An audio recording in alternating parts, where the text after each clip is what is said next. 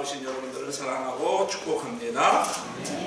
어두운 바다를 비추는 등대의 빛이 크고 작은 배들의 갈 길을 인도해 줍니다.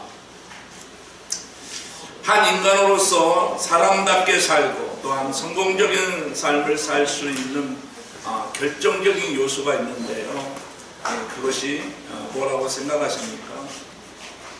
어떤 사람은 지혜나 학식이라고 대답할 것이고, 어떤 분들은 재주나 또한 재물이라고 생각할 수도 있습니다. 또 더러는 여러 가지 조건들, 여러 가지 요소들을 제안할 수 있습니다. 그러나 궁극적으로 성공하는 사람, 위대한 영향력을 끼칠 수 있는 사람은 무엇보다도 성숙된 인격을 소유한 사람이라고 분명하게 말할 수 있습니다.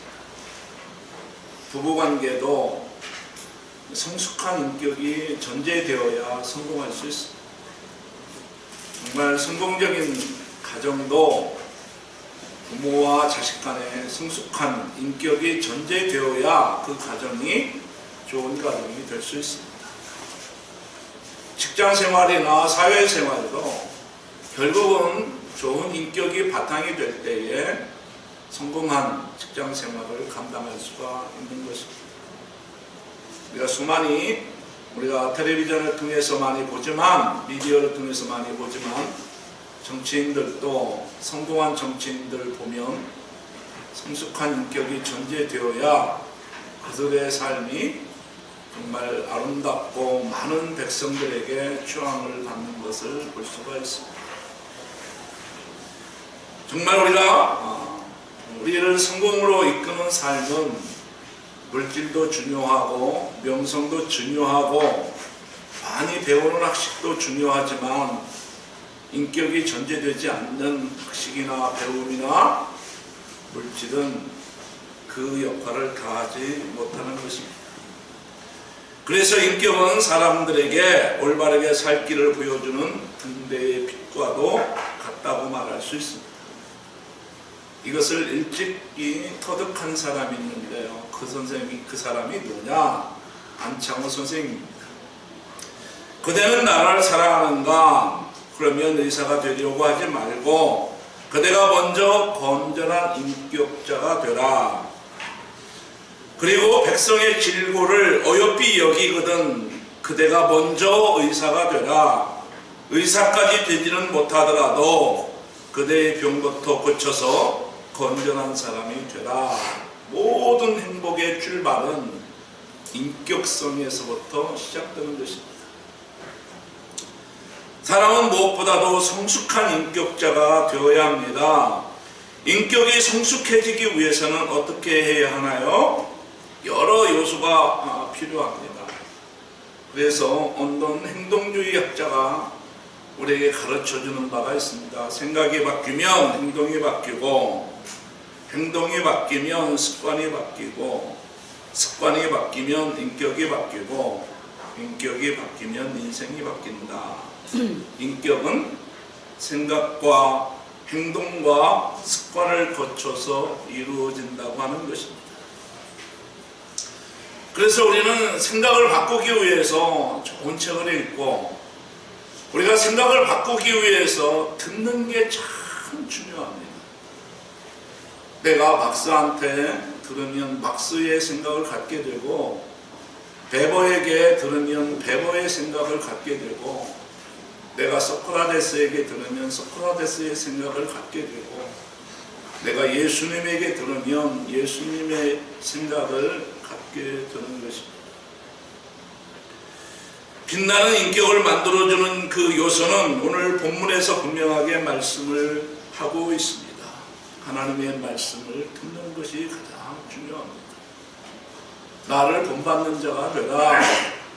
하나님을 본받는 자, 하나님의 말씀을 믿는 믿음으로만 내 인격이 변화되어지는 것입니다.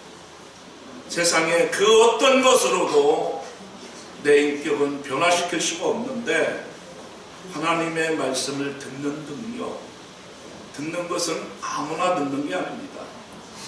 들을 만한 능력이 있는 사람이 듣는 것입니다. 그리고 들은 만큼 변화합니다. 듣지 못하면 드러낼 수 있는 힘이 없으면 드러낼 수 있는 힘이 없으면 변하지 않습니다. 여러분, 내가 오랫동안 교회를 다니고 신앙생활을 했는데 내 삶이 변하지 않는다. 가장 먼저 점검해 봐야 할 것은 내가 드러내는 능력이 있는가, 이거입니다. 성경은, 오늘 본문은 우리에게 말씀합니다. 믿음은 들음에서 난다. 성경은 귀가 있어 들을 수 있는 자는 복이 있다고 분명하게 말씀하고 있습니다. 믿음은 들음에서 납니다. 그래서 구약 종교의 핵심도 들음입니다. 그래서 그것을 쉐마라고 합니다. 이스라엘아 들어라. 이게 듣는 능력이 우리의 운명을 결정합니다. 예배의 자리에 와서 우리가 귀를 가지고 오고 우리의 온 몸뚱아리를 가지고 와서 여기에 앉아있는 게 중요한 게 아니라 들을 귀를 가지고 왔을 때 들을 귀를 가지고 오는 게 참으로 중요합니다. 들을 준비가 되어 있지 않으면 여기에 와 앉아있는 것도 헛된 일이 될 수 있습니다.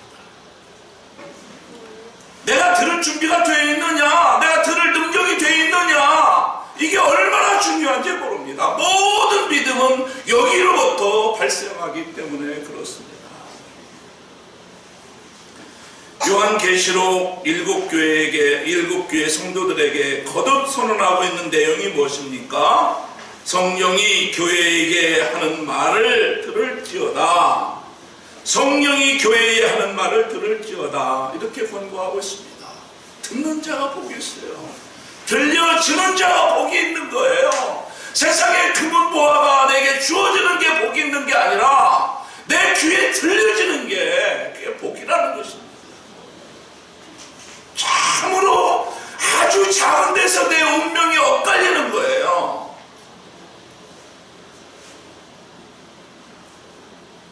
하나님의 말씀을 들을 수 있는 사람은 그의 인격이 보석처럼 빛날 수 있습니다. 들을 수 있는 귀를 가진 사람들은 대부분이 성공합니다. 대부분 성공합니다. 인생을 아주 행복한 인생을 살 수 있습니다. 들을 귀가 없는 자에게 불행이 찾아옵니다. 인생이 왜곡됩니다. 종착점에 이르지 못합니다. 우리의 땀 흘리는 수고가 모두가 헛될 수 있습니다. 들을 수 있는 귀가 있어서 자녀 키워보면 그거 금방 합니다.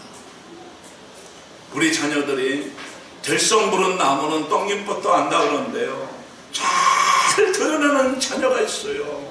잘 드러내는 성도가 있어요. 잘 드러내는 우리 성도가 있단 말입니다. 그에게 복이 있는 거예요. 복이 있는 거예요. 음악에서 합창을 할 때 서로가 화음이 이루어져야 합니다. 다른 목소리가 툭툭 튀어나오면 화음이 되지 않습니다. 화음은 다른 사람의 목소리를 들어야 합니다. 자기의 목소리를 죽이고 옆 사람의 소리에 맞춰서 조절할 때 훌륭한 화음이 됩니다. 인격이란 이와 같은 화음을 이루는 것을 말합니다. 이런 조화란 다른 사람의 말을 들을 줄 알 때 가능해집니다. 그러나 인간의 비극이란 자기의 욕망이나 이기적인 마음이나 자기의 고집을 주장하면서 남의 말이나 하나님의 말씀을 들을 줄 모를 때에 고독이 되고 외로움이 찾아오고 불행이 찾아오는 것입니다. 이런 폐쇄적인 인격을 가진 사람은 결코 창조적인 삶을 살 수가 없는 것입니다. 성숙한 인격자가 되려면 잘 들을 줄 알아야 됩니다. 잘 들을 줄 알아야 됩니다. 그래서 어떤 사람은 이렇게 말합니다. 왜? 우리에게 인간의 귀가 두 개인가? 왜 말하는 입은 하나인가? 말은 먼저 듣는 것은 말하는 것의 2배를 해라. 50%를 우리가 말하고 들을 귀는 100%를 발휘하라는 것입니다. 그렇기 때문에 우리 그리스도인들은 창의적인, 창조적인 청취자가 되어야 돼요. 어떤 신학자는 이것을 가르쳐서 들어주는 사랑이라고 말합니다. 사랑이 다양한 사랑이 있는데 들어주는 사랑. 어떤 사람은 들어주기만 해도 눈물을 흘립니다. 가정에서 하나님과의 관계에서 들어주는 사랑이 전제가 될 때에 우리는 성공적인 삶을 살아갈 수가 있어요. 하나님과 아주 좋은 관계를 이룰 수 있어요. 건강한 관계를 이룰 수가 있어요. 우리가 예배할 때 가장 중요한 게 들어주는 사랑이에요. 이게 자기가 듣고 싶은 소리만 듣고 자기가 원하는 소리는, 정말 하나님이 원하는 소리는 듣지 않는다고 하면 그 사람은 성공적인 예배자라고 말할 수 없을 거예요. 그러면 우리는 과연 성숙한 인격자가 되기 위해서 무엇을 들어야 되는가? 누구의 말을 수용하여야 하는가? 우리가 귀를 기울여야 할 최소한도의 대상은 누구인가? 어떤 대상의 말을 듣고 받아들여야 인격이 성숙해지는 걸까? 오늘 본문의 말씀 14절을 한번 같이 읽겠습니다. 시작. 그런즉 그들이 믿지 않는 이를 부르시니요 듣지 못한 이를 어찌 믿으리요? 전파하지가 어찌 들으리요? 듣지 못한 이를 어찌 믿으리요? 17절에 믿음은 들음에서 나며 들음은 그리스도의 말씀으로 말미암느니라. 믿음은 들음에서 납니다. 하나님의 말씀을 듣지 않고는 어떻게 믿음이 생기겠습니까? 그래서 듣는 일을 아주 중요하게 여겨야 돼요. 그래서 예배의 성공은 뭐예요? 잘 들을 수 있어야 돼요. 우리가 귀가 열려있다고 듣는 게 아니에요. 생물학적 귀가 있다고 해서 다 듣는 게 아니에요. 들을 귀가 있어야 들려주는 것입니다. 들음이라는 헬라어는 아코에스라는 말인데요. 듣는 행위, 들려오는 것, 이것을 의미하는데요. 바울은 믿음은 인간의 노력이 아니라 그리스도의 복음에 근거한다고 말씀하고 있습니다. 온전한 믿음은 듣고 행하는 믿음입니다. 야고보 사도는 행함이 없는 살아있는 믿음이라고 하는 것은 행함이 있는 믿음이라고 말합니다. 노아가 행함이 있는 믿음이라고 하는 게 어떤 거예요? 노아가 하나님의 말씀을 듣고 방주를 짓는 그러한 믿음. 아브라함이 하나님의 말씀을 듣고 미지의 길을 떠나는 믿음. 모세가 하나님의 부르심을 듣고 바로 앞에 나가는 믿음. 여호수아가 하나님의 말씀을 듣고 물이 철철 흐르는 그 요단강을 건너간 그 믿음. 이것이 살아있는 믿음입니다. 살아있는 믿음이라고 하는 것은 행함이 있을 때 살아있는 믿음이라고 말합니다. 이 세상에는 미혹해 하는 마귀의 음성도 있고요, 자기의 마음에 들려오는 음성도 있고, 아무런 유익도 되지 않는 사단의 도구로 쓰임받는 사람들의 어리석은 음성도 있고요, 사람을 통해 들려오는 하나님의 음성도 있습니다. 여러 가지 음성이 있어요. 자녀가 주일학교 학생 하나가 그 아이들의 입술을 통해서 들려오는 하나님의 음성이 있어요.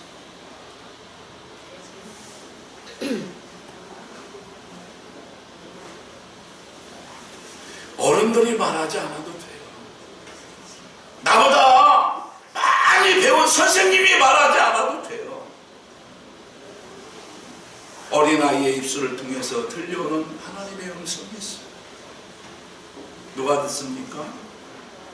들을 준비가 되어 있는 사람에게 들려주는 것입니다. 그 그리스도인이라고 하면 어떤 사람이 그리스도인입니까? 그리스도인이라고 하는 그리스도를 믿는 사람입니다. 메시아는 믿는 자의 메시아인 것입니다. 믿음이 없는 사람은 메시아가 될 수가 없습니다. 예수님이 누구에게 메시아가 됩니까? 예수님을 믿는 사람이 예수님이 메시아가 되는 거예요. 믿지 않는 사람들에게는 메시아가 없어요. 예수님이 메시아가 될 수가 없어요. 종교적인 대상은 될 수 있어요.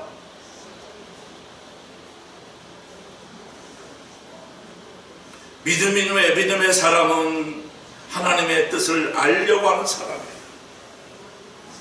하나님의 뜻이 어디에 있지? 하나님의 계획이 어디에 있지? 어떤 방법을 요구하지? 바로 믿으려고 하면 하나님의 말씀을 듣지 않고는 바로 믿을 수가 없는 것입니다.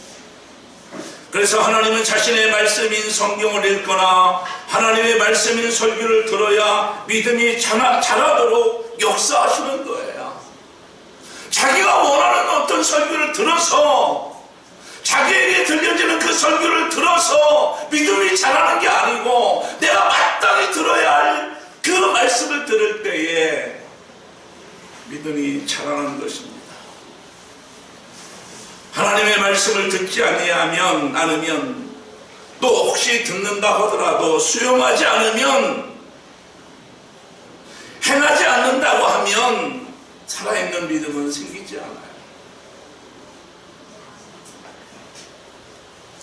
그래서 저나 여러분 모두가 하나님의 말씀을 듣는 시간이 그 어떤 시간이나 이 세상에서 가장 귀한 그 무엇보다도 가장 우선 들어야 돼요. 그래서 신명기 1장에 보면 이스라엘아 들어라. 이스라엘아 들어라. 이스라엘아. 그들의 신앙은 듣는 신앙이었어요. 듣는 신앙이었어요. 가장 중요한 시간이 뭐예요? 하나님의 말씀을 듣는 시간이에요. 이 사실을 확실히 깨닫고 말씀을 듣고 수용하고 더 나아가서 행함에 이를 때까지 순종하여서 정말 하나님 앞에서 여러분들이 승리자가 되기를 주의 이름으로 축원합니다. 오늘날 이스라엘의 태도는 어떻습니까? 이사야 53장 1절에서 말하듯이 누가 믿었는가? 누가 믿었는가? 이스라엘이 그리스도의 날에 예수님께서 이렇게 말씀하십니다. 요한복음 12장 37절에서 38절을 보면 같이 한번 읽겠습니다. 시작. 그렇게 많은 표적을 그들 앞에서 행하셨으나 그를 믿지 아니하니 이는 선지자가 이사야의 말씀을 이루려 하심이라. 이르되 주여 우리에게서 들은 바를 누가 믿었으며 주의 팔이 누구에게 나타났나이까 하더라.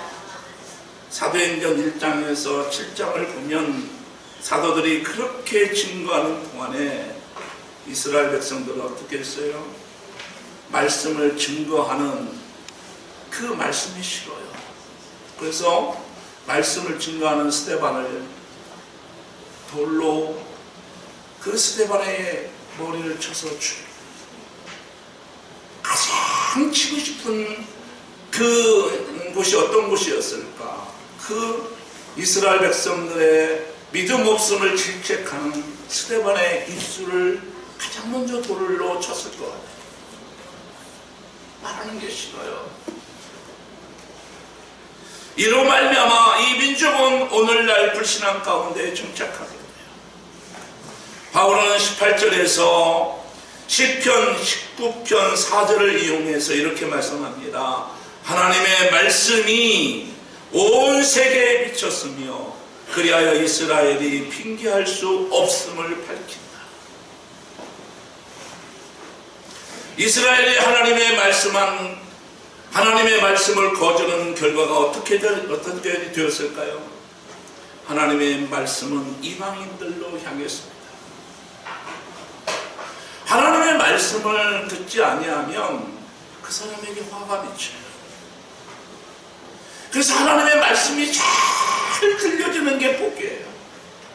우리가 기도할 때에, 우리가 대표 기도할 때 하나님 말씀이 들려지게 해 주시옵소서.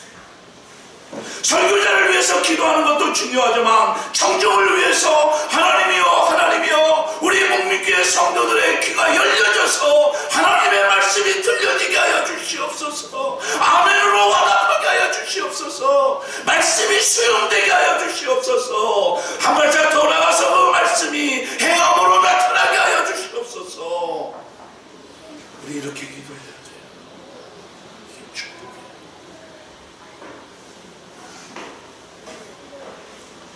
목회자가 천사의 말을 한다 할지라도 말씀이 들려지지 아니하면 꽹과리의 소리밖에 되지 않아요.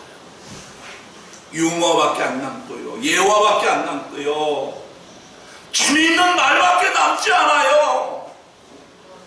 우리가 유머를 들으려고 하면 우리 유재석이한테 가고, 재미있는 말을 들으려고 하면 오페라나 연극에 가서 듣는 게 훨씬 더 나아요.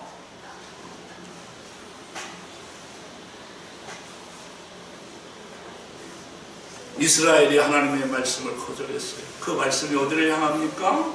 이방인들을 향해요. 자기 이름을 위하여 한 백성을 그들 가운데 불러넣으시게 되었어요. 그러나 이런 유대인들에게 놀랄 일이 아니었어요. 왜냐하면 신명기 42장 21절에 하나님은 유대인들을 책망하십니다. 시기가 나게 하기 위해서 다른 나라를 사용하기로 약속하셨기 때문입니다. 이사야서 65장 1절에서 2절을 보면 하나님은 이스라엘이 불순종할 것이며 이방인들은 그를 발견하고 그의 구원을 찾게 될 것임을 이미 천명하고 있습니다.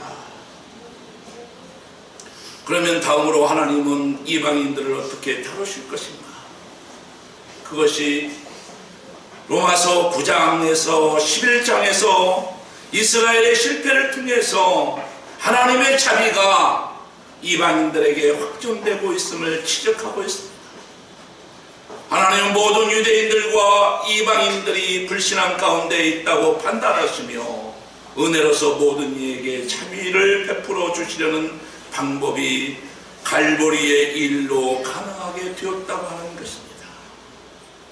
로마서 10장 21절을 우리 같이 읽도록 하겠습니다. 시작.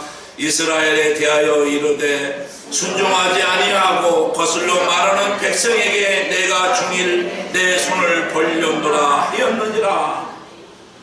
로마서 10장 21절은요, 오늘날도 해당 안 되는 이스라엘에 대한 하나님의 태도만을 언급하는 것은 아닙니다. 이 민족이 맹목과 불신앙 가운데에서 버림받았으나 잃어버린 이방인들에게 그러하듯이 구원받지 못한 유대인들을 찾으시는 하나님을 바라보아야 합니다. 오늘날 말씀을 듣고 있는 많은 유대인들이 교회가 올려진 후에 환난 기간이 시작되었습니다. 시작되면 그 그리스도를 믿게 될 것입니다.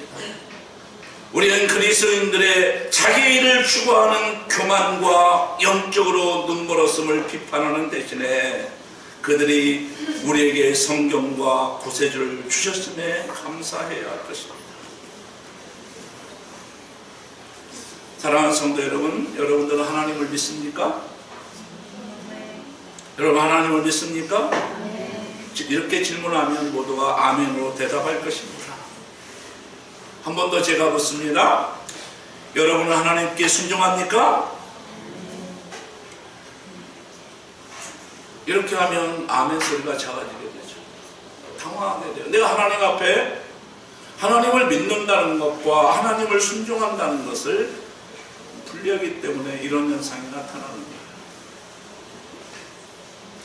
우리가 죄하면 음란한 것, 도적질하는 것, 거짓말하는 것, 탐욕하는 것, 시기하는 일, 이런 일이 떠오르지만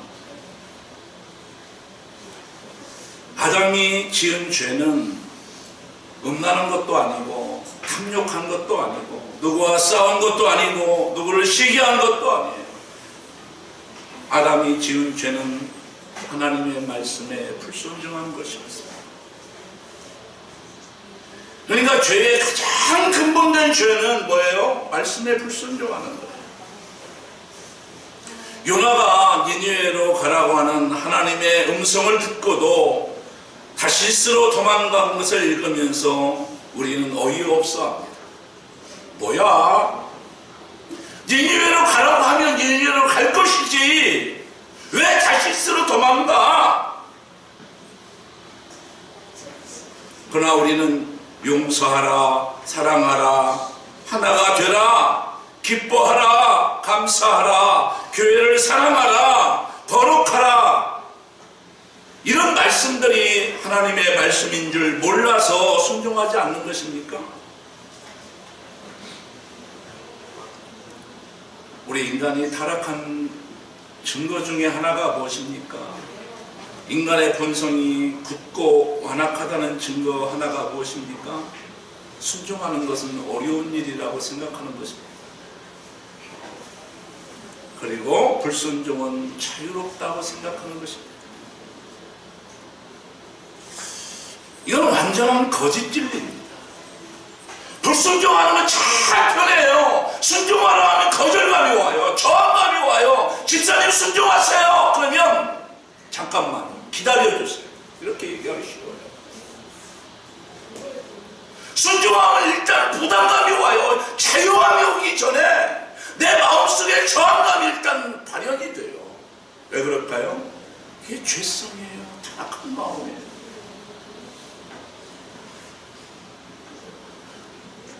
거기서 내가 타락된 인성을 가지고 있음을, 타락된 본성을 가지고 있음을 발견해야 돼요. 순종하라 하면 뭐예요? 나에게 축복이에요.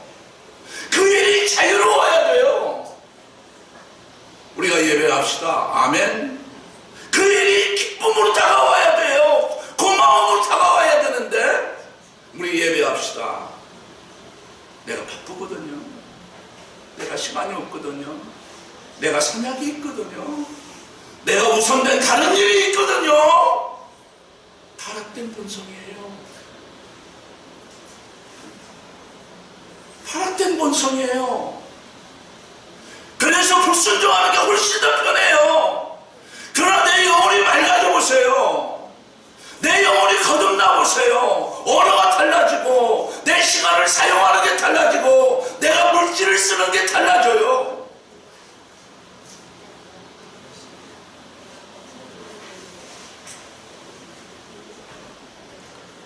에베소서 2장 3절을 보면 우리 한번 같이 읽겠습니다. 시작. 전에는 우리도 다 그 가운데에서 우리의 육체의 욕심을 따라 지내며 육체와 마음에 원하는 것을 하여 다른 이들과 같이 본질상 직노의 자녀였더니 진리는 순종하는 삶은 편하고 쉽고 안전하고 자유로우며 불순종하는 삶은 무섭고 좌절이고 고통스럽다는 것입니다. 진리가 뭐라고요? 진리는 하나님의 말씀에 순종하면 삶이 편하고 삶이 쉽고 삶이 안전하고 내 삶이 자유롭고, 불순종하는 삶은 어떤 거예요? 무섭고 좌절하고 고통스럽다는 거예요.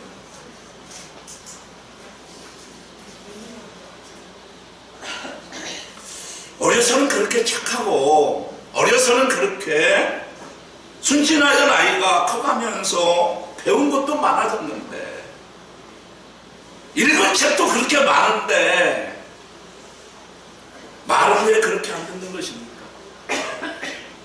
분별력은 더 많아졌을 텐데, 사회 분별 능력은 더 확장됐을 텐데 말은 그렇게 왜 안 듣는 겁니까? 말대꾸는 그렇게 많이 하는 겁니까? 그 아이 속에 있는 죄의 본성, 마음대로 살고 싶은 욕망이 자리 잡고 있기 때문에 그래요. 우리의 마음속에 선을 추구하고 진리를 추구하고 아름다움을 추구하고 거룩함을 추구하는 마음이 지배적이면 비진리적이고 추한 것에 대한 거절감이 있을 것 같은데 왜 우리는 더 아름다운 걸 추구하지 못하고 더 거룩한 것을 추구하지 못하고 더 진리스러운 것을 추구하지 못하고 불순종하고 거절하고 저항하는 것일까요? 여기에서 타락된 본성을 가진 나를 발견하게 되는 것입니다. 여러분, 신앙생활은 돌을 닦는 게 아니에요.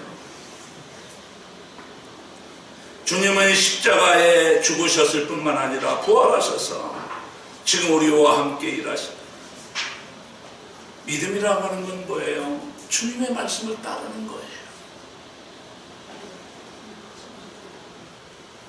믿음이라는 게 대단한 게 아니거든요. 주님의 말씀을 신뢰하는 거예요.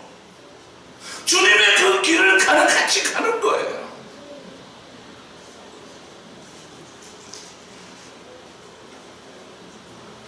그래서 가장 큰 믿음은 뭐예요? 주님께서 행하신 일을 쫓는 일이기에 감사하는 일이고요. 믿음의 핵심은 뭐예요? 따르는 거예요. 그걸 우리는 순종이라고 얘기하는 거예요. 이제 말씀을 마치려고 합니다. 조각가 로댕이라는 사람은 3번이나 프랑스 국립미술학교에 낙방했다고 그래요. 그래서 그는 호구지책으로 은세공업자가 되었다고 해요. 그는 생계를 유지하기 위해서 그는 날마다 열심히 생업인 은세공에 몰두했습니다. 그런데 어느 날 동료가 충고합니다. 눈에 보이는 나뭇잎만 만들지 말고 내면의 것을 한번 만들어 봐.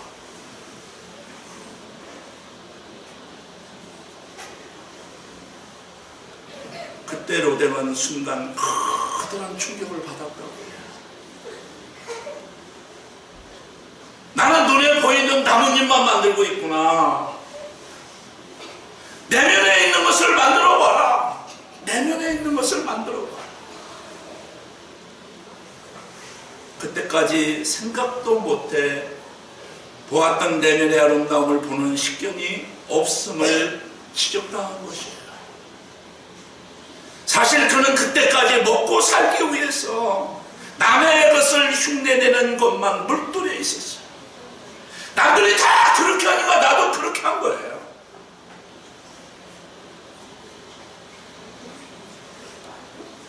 그는 비로소 내면을 보는 눈으로 창의적인 느낌을 작품에 포함하여 만들기 시작했습니다. 그리고 24년이 흘렀습니다. 마침내 불후의 명작, 우리가 다 아는 생각하는 사람이라고 하는 작품을 내는 것입니다.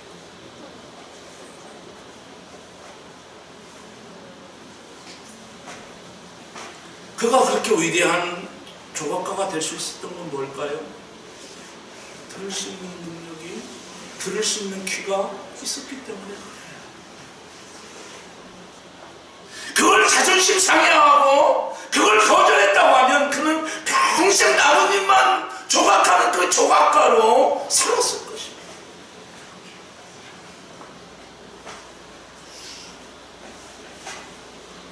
듣는 것이 중요해요. 오늘 예배의 자리에 와서 듣는 게 중요해요.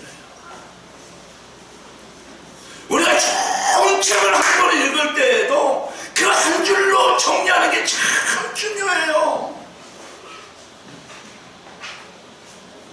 여러분, 좋은 책 읽을 때 볼펜이 없다고 하면, 연필이 없다면 참 불편함을 느낄 거예요. 그렇지 않으세요? 정말 내 귀에 들려지고 내 눈에 띄어지는 문장이 나올 때 그냥 지나치기가 어려워요. 그래서 자꾸 뭔가 연필을 찾게 돼요. 우리 우리가 하나님의 말씀을 들을 때도 마찬가지예요. 이 귀로 그냥 흘러 지나치기에 너무 아까운 말씀들이 내 얼마나 많이 스쳐가는지 몰라요.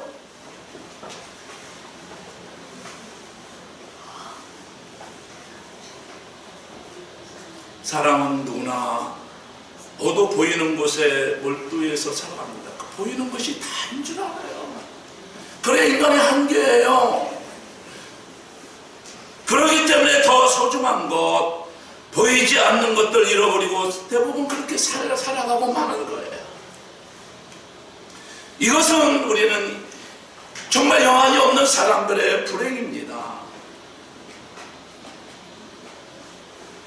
이때에 나를 사랑하여 독생자를 십자가에까지 내어주신 좋으신 하나님에 대해서 그 복된 말씀을 듣는 게 중요해요. 우리는 로덴과 같이 보이는 입장에만 우리가 그릴 수밖에 없는 존재들이에요. 눈에 보이는 것만 쫓아서 살 수밖에 없는 유한한 존재들이에요. 그러나 하나님의 말씀을 들을 때에 그 말씀 안에 영생이 있음을 발견하게 돼요. 내 유한이 열리고 영안이 열리는 거죠.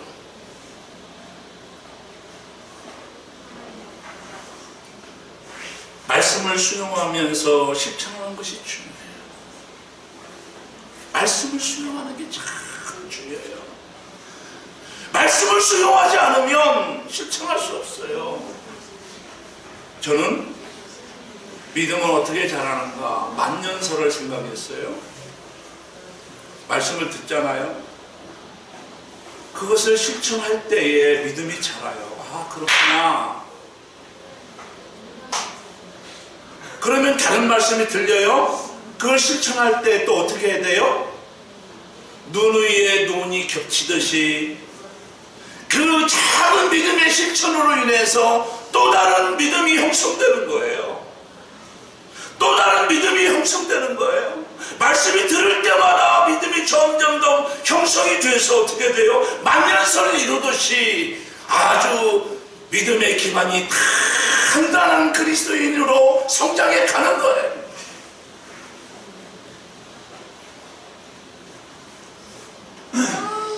그래서 그리스도인이라고 하는 것은 믿음의 사람이라고 하는 것을 의미합니다. 그런데 하나님의 뜻을 알고 바로 믿으려면 필연적으로 하나님의 말씀을 들어야 돼요. 그래서 하나님은 자신의 말씀인 성경을 읽거나 하나님의 말씀인 설교를 들어야 믿음이 자라도록 역사하는 것입니다. 그래서 이 설교의 현장은요, 믿음이 자라도록 하나님이 역사하는 장이에요. 광장. 하나님의 말씀이 들리는 그 아고라 광장이란 말입니다. 성전이란 말이에요. 그래서 예배의 성공은 들음에서 시작되는 거예요. 그러므로 하나님의 말씀을 듣지 않으면, 듣는다고 하여도 수용하지 않으면, 수용한다 할지라도 행하지 않으면 살아있는 믿음이 형성되지 않아요. 저는 결혼 생활하면서 자꾸 결혼의 횟수가 지나면 지날수록 말이 적어져요. 그런데 아내에 대한 믿음은 점점 커져요.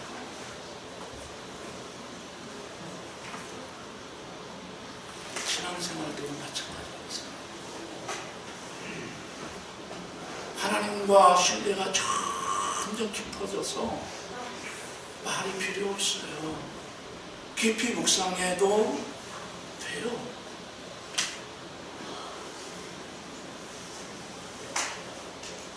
그래서 저나 여러분 모두가 하나님의 말씀을 자꾸 듣는 시간을 가졌어요. 믿음은 들음에서 시작되는 거예요. 들음은 수용으로 나가야 돼요. 수용은 뭐예요? 순종으로 나가야 돼요. 그래야 뭘 얻을 수 있어요? 훌륭한 하나님과의 인격적인 관계를 맺어 나갈 수가 있어요. 그래서 하나님의 말씀을 듣는 시간이 그 어떤 시간이나 이 세상에서 가장 귀한 그 무엇보다도 가장 무서운데 여기는 그런 시간이 되기를 축원합니다. 가장 중요한 시간이 되어야 합니다. 이 사실을 확실히 깨닫고 말씀을 듣고 잘 수용해서 또 행함으로 순종하여서 정말 여러분들의 삶이 하나님이 예비하신 그런 축복을 마음껏 누리면서 살아가는 복된 우리 복민교회 성도들이 되기를 주의 이름으로 축원합니다.